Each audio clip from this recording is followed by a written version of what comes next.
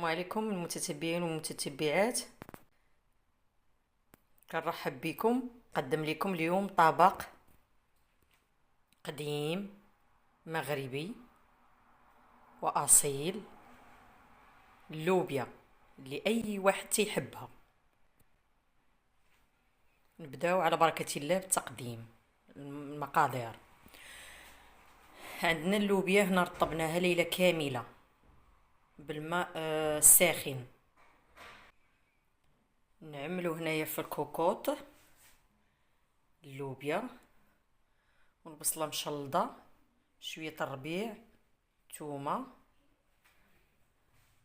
شويه مطيشه، اللي عنده مطيشه طريه يديرها واللي ما عندوش يدير هاد السوقو،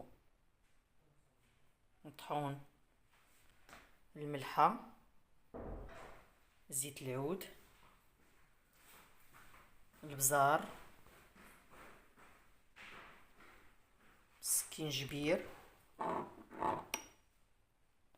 الكزبر هذا، خرقوم عواد،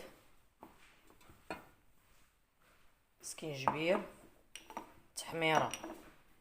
ودابا رجعنا ليكم.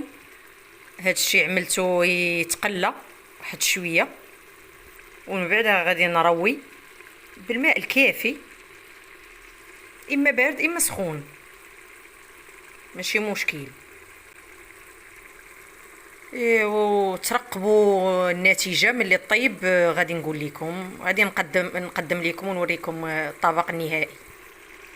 هذا هو الطبق النهائي ديالنا.